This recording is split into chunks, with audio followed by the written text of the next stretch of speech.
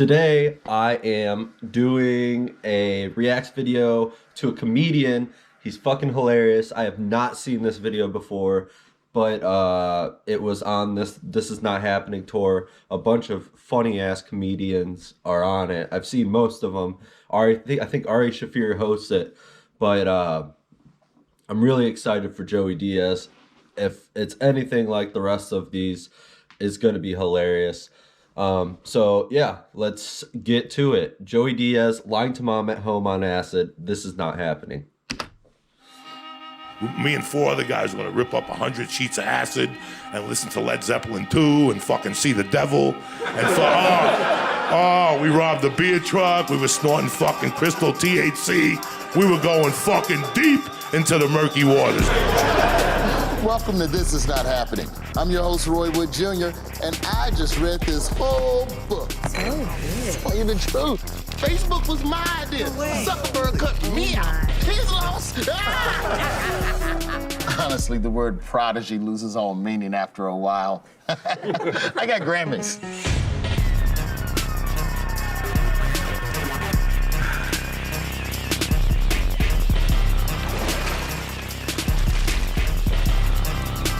This episode is all about lies. This podcast is called The Church of What's Happening Now. Buckle up for Joey Diaz.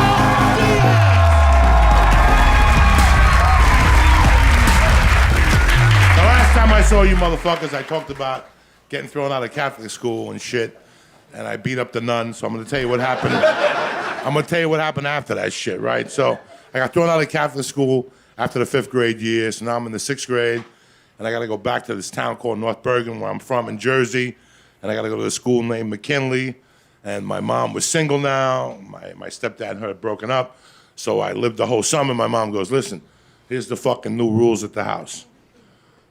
I'm not fucking with you this year. I don't have time in the morning to wake up and make you breakfast. I don't have time to wash your fucking clothes. I'm running a business.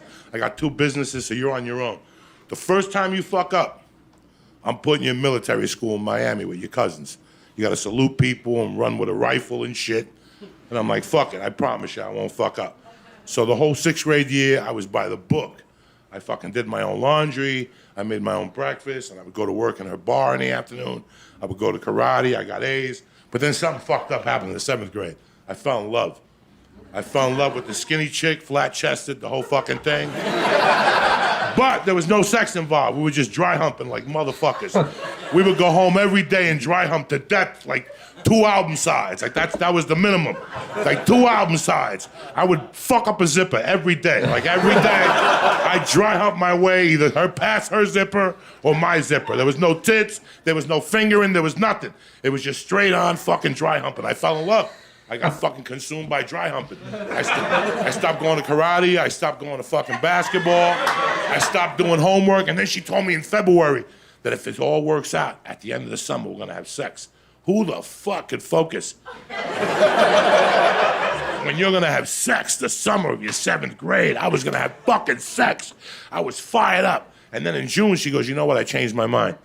I wanna keep my virginity to the 8th grade. I'm like, fuck. So I by that time, I was getting D's. Like, I had just flunked out of fucking school, and I had to go to summer school. Like, the dry humping had overpowered me. So I had to go to summer school, and I couldn't even focus in summer school. I would go to one class and go to a house, and we'd dry hump again. And I failed out of fucking summer school, and we had to break up. So here I was, fucking heartbroken, and I got left back. So I got left back for being a dumb fuck. She dumped me, and now I got dick in the 7th grade. So I couldn't tell my mom, guys, that I got left back. Like I had this trust thing going on with my mom that I didn't break her balls and she didn't break mine. I was by the book, so if I told I got left back, all that shit would change, and she would be monitoring me and shit. So I never told her I got left back. And 3 months became 6 months, and 6 months became 9 months. I would forge every fucking report card. I had this girl that was tremendous with forging. Damn. And she'd get me B pluses and A's, and she changed a 7 to an 8, and I just kept doing it, and the first year went by. Then the 8th grade, she's like, when are you gonna graduate? And I'm like, this year. But fucking it snowed a ton that year. It was the year of snow. So we didn't have to graduate till January 30th, but I had already signed up for a basketball camp. So I'm like, there's no graduation. I'm going to a basketball camp and shit. So that was the end of that. So she didn't know. Freshman year, she had no fucking idea. Every letter that came home, I intercepted. Guys, I feel really bad about this. I feel fucking terrible about even saying this fucking story. I never fucking told her. Okay, and I knew she was not gonna find out. Like, I just had this fucking feeling inside of me that she was not gonna find out. So I went on with my life. I went to high school. My mom had a bad habit. My mom owned a bar. And every night at 3 a.m, the bar closed in Jersey. And she would come home and she would bring me home like a BLT from the 4-star diner, or chicken chow mein from the New Moon Chinese restaurant or something, or a Cuban sandwich from Hernandez. And she had a bad habit. She'd wake me up at 3:30, 3:20 every fucking night. Jose Antonio, Jose Antonio. That's my slave name, Jose Antonio. You guys call me Joey. She called me Jose Antonio. That's my real name.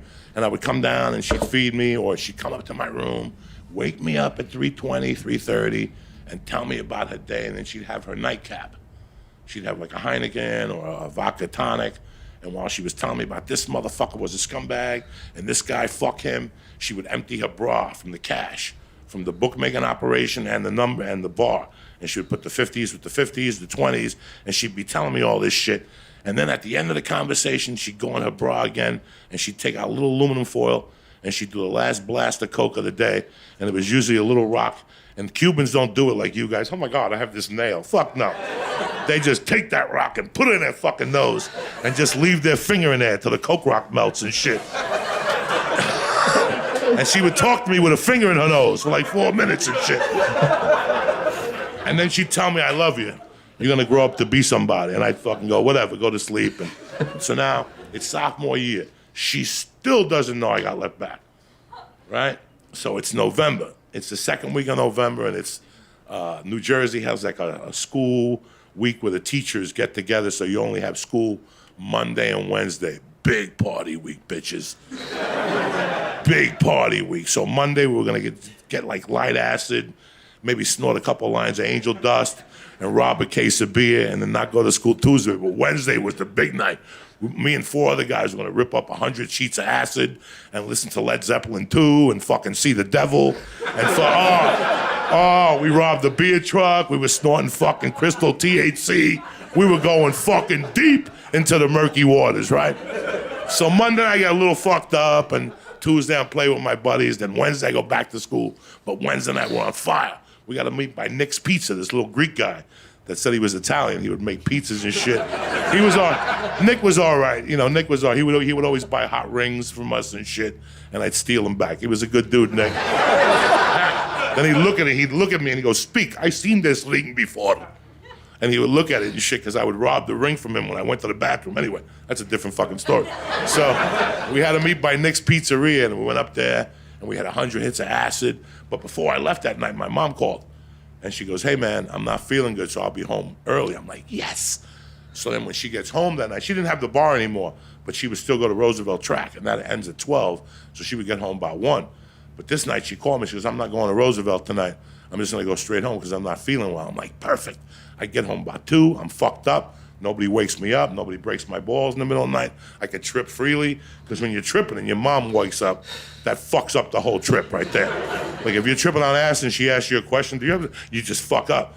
So I left. I went out. I go, perfect. She's going to be out fucking early. I could stay out all night. We did the acid.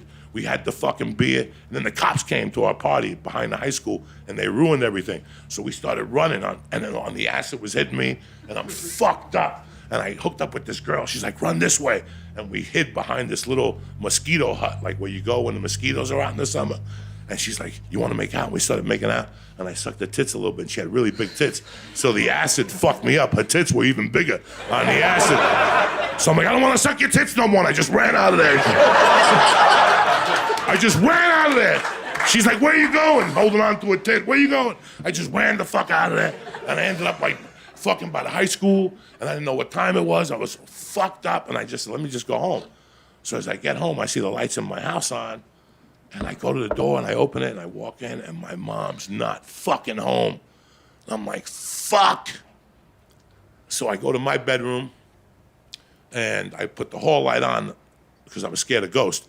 So I left the hall. I'm fucking petrified of ghosts. I left the hall light on just so I was scared and I would look at the thing and I went into like an acid haze and I eventually fell asleep. And you know, the TV was on and you're tripping on acid and you're sleeping. And then I got up like at 3 and I looked at the door and the light was still on. And then I went back into my acid haze and I heard her calling me. Jose Antonio. I'm like, fuck that. I'm not going downstairs. I'm not hungry. The acid, you know, I'm not hungry, so why am I going to go downstairs? She's going to see that my eyes are dilated. Fuck it. So she called my name a few more times, and I just played possum. And then I went back to sleep. And then I got up again a little while later, and the hallway light was off. So I said, it's safe. Let me go out there and piss. So I went out to my bathroom. I went to piss. When I went to piss, I seen her door was still open. And I'm like, fuck, I got to face her now because she's going to hear that I went to the bathroom. I go, fuck it, let me go downstairs. I heard the water on, like she was washing dishes or some shit. And I walked down the stairs real slowly. And when I went around the kitchen, I looked into the kitchen. I didn't see her by the dishes, but when I looked down, she was on the floor dead.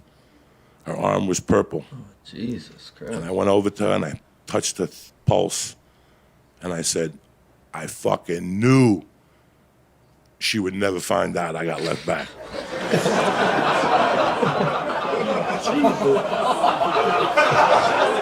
You think I'm fucking kidding you?